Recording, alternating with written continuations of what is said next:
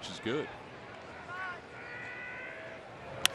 In the air to right center field. Santana going back on it. It is gone!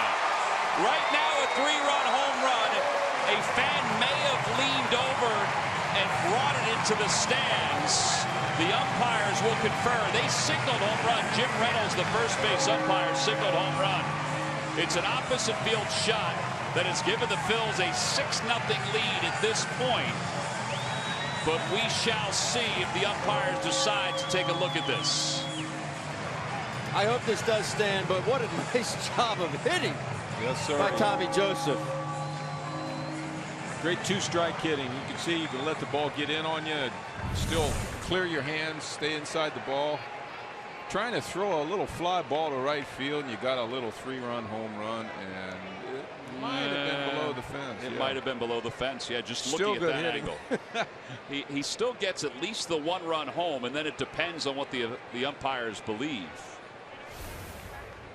They'll confer. They can look at it. Missile. And they're better off looking at it at this point, and that's what they'll do. I still would have walked Franco.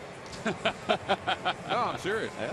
I think that was a good decision because he set up the double play.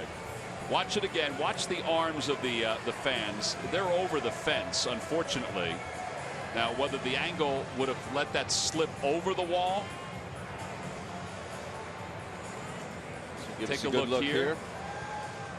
It looks like that's fan leans over the fence and interferes. And what's not good about it, and I think it will be a double, is that Michael's not going to score. Right. Initially. Now, if this ball caroms off that metal railing, it could go anywhere. You're right. Yeah, so this is a double. Yeah, this is called a crew chief review.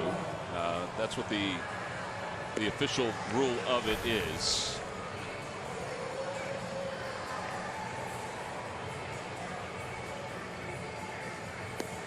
So they're talking to New York. They'll look at all the angles that we have, including the ones that we've shown you. And as Ben said, it should go down as a double if they decide it's not a home run for Tommy Joseph. And he'll get an RBI. And Franco, who was at first, will go back to third. And I'm not saying that Michael would have scored because I get what you're saying. But that ball, that metal railing, who knows where it's going to go. And I think the other thing that you talked about, how the ball jumped. I mean, it jumped off the bat of Tommy Joseph. Such a good approach to be able to trust yourself that much as a hitter. That ball just splits the plate, not trying to do too much with it, but yet you can still hit it that hard. See the young man with the Velasquez jersey. He's leaning. So is the gentleman next to him. All four of them were. Yeah, there's a lot of leaning going on there. But that at bat right there is exact example of what we don't get enough of out of our guys. Does that make sense? Yeah, no, I agree. That's a professional at bat. Yeah, you got 2 strikes against you. You foul one off. Understood.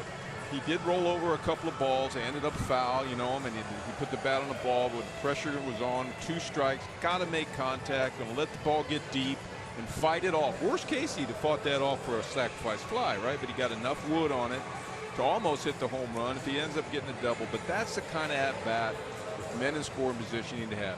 No rollover, ball going up the middle, right center, production. Chatting with Peter Borges. You know, the umpires are taking a long time to look at this. They're also looking at where the runners are. I thought it was pretty clear that if there was interference that Michael would go to third. Can't be that much fun to stand on a mound after you've given up. You've given up 6 and you're playing catch with this guy.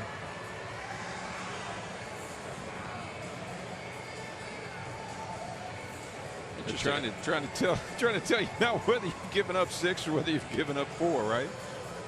Well, Craig Counsell's going out to talk to CB Buckner. Here's the decision. Fielding Colbert to your left is the crew chief, and here's the call. Holding. So, yeah, 1 run scores. They point to third. That's where Franco goes, and then points to second, where Tommy Joseph goes.